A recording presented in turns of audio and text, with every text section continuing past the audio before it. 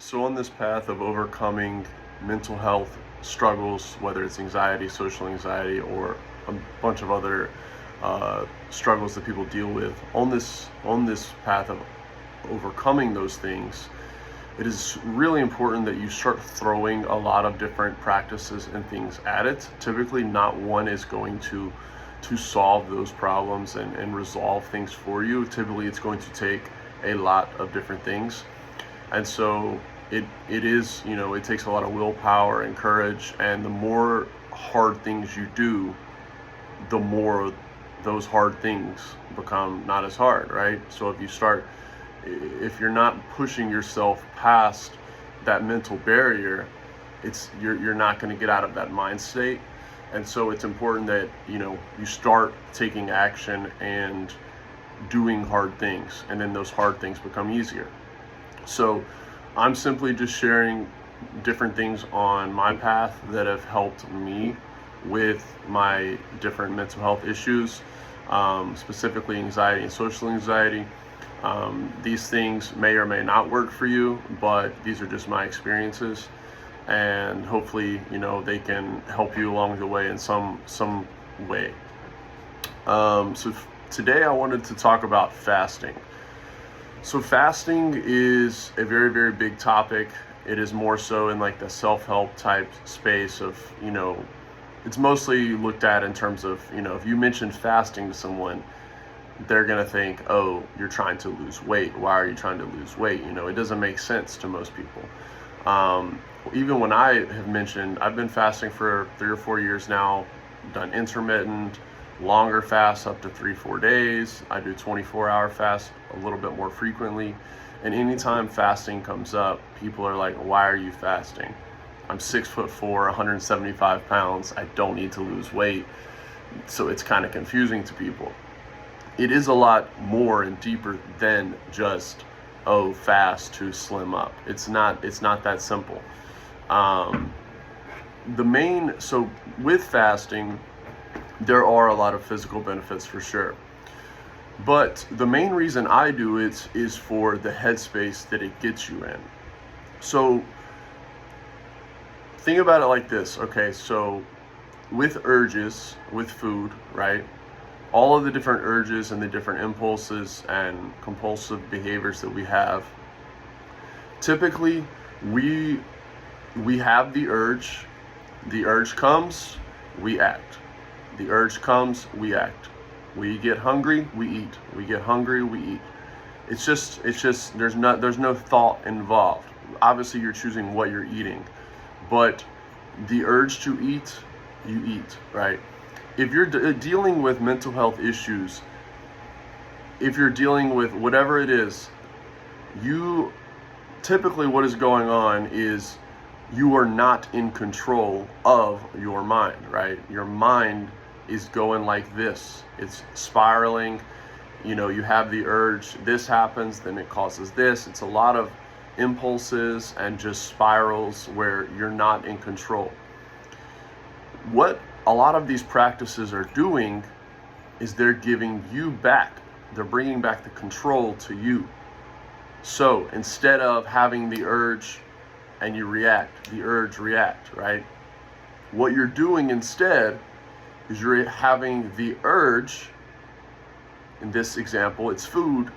Once you have the urge to eat, instead of eating, you are pausing, and maybe you drink some water, you take some deep breaths, and you get back to what you're doing. And so that you're basically rewiring that trigger to create a buffer in between the urge.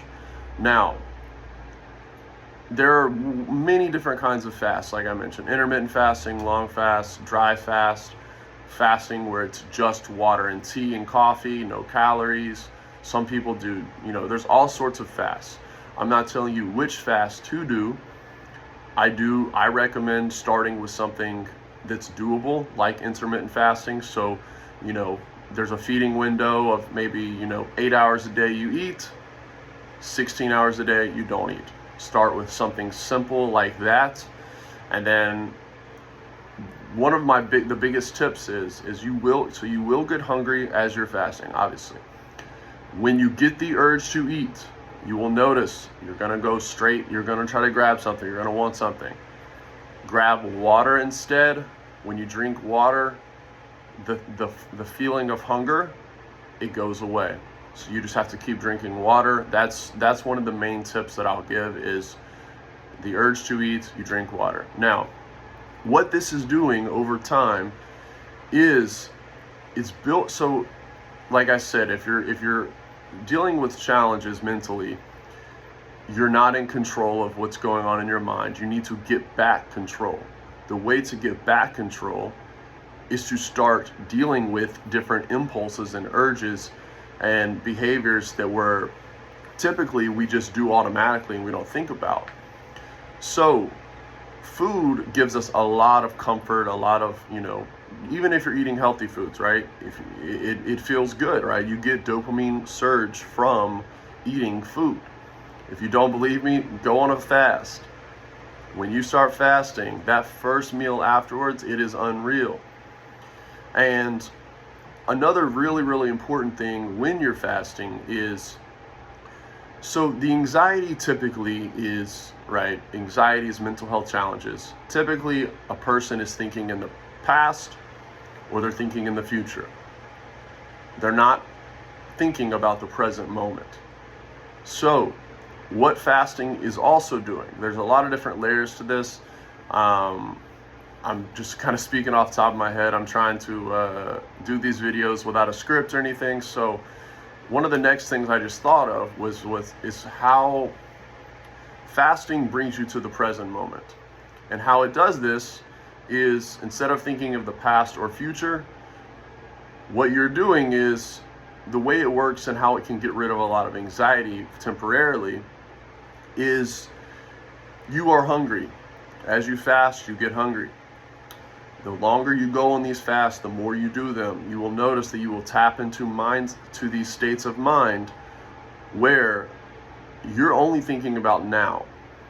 And what happens when you're thinking about now is, typically, if your mind is going to wander, what's it going to wander to? Food, right?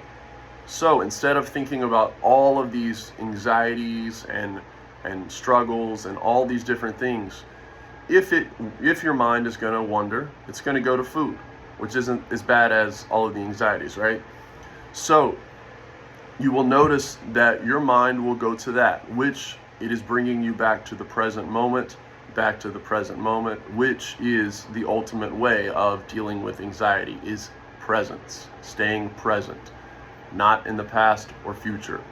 So that is one of the biggest things with how it helps with anxiety, is it's bringing you to the present moment.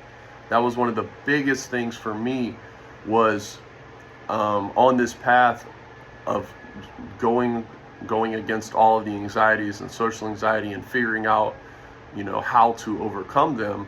It was about stacking different challenges on top of challenges on top of challenges, and keep stacking different things. Once you do one, and you're getting, like I mentioned last video with sauna and cold plunge, once you start doing something like that that's hard, start stacking on, and this is no order obviously, but once you start stacking, hard thing after hard thing after hard thing, it will eventually become part of your routine. And then you will notice that those hard things become a little bit easier. And then day-to-day life, hard things come your way, right? Struggles, you're dealing with something at work, a family issue, you will notice that those things are not as challenging to deal with. You're able to deal with them a little bit easier. So that is kind of all of what a lot of these practices are. Is the first two I've mentioned, is sauna and cold plunge in the last video, and fasting. They are more so in like the fitness category of self-help, I guess you would say. A lot of the ones I'm going to talk about are not related to this at all, but I'm starting out with some of the different things that I think are just practical and they're not easy to do, but they're simple. They're very, very simple. And it's basically, a lot of these practices are overriding the comfort mind. The mind that wants to seek comfort, you're overriding it and you're going into discomfort. And another thing is, when I was starting to fast, I like I said, I'm 6'4", 175. I have no need to fast for the physical benefits, right? In terms of like slimming down. I used to tell myself that I could not fast. I would always say, man, my metabolism is too fast. I can't fast. I get hungry. I get nauseous. I get lightheaded, right? I would always tell myself that, and that's why I never started fasting, because it was a mental thing. It was simply mental. All of these barriers, they're all mental, and you have to start breaking them down. And once you start going at one thing, you will notice that it's not as hard as you thought, and you can do hard things, right? It's what teachers tell kids in elementary school. I can do hard things. You start telling yourself that, and the one tip I'll mention again is, water. I would not recommend dry fasting right off the bat. I would not recommend going into very long fasts right off the bat. You have to start simple. And you will notice that as you start fasting, using water, some salt maybe, and even if you're doing, tea or coffee with no calories, you'll notice that as you're doing this, you're coming back to the present moment more and more.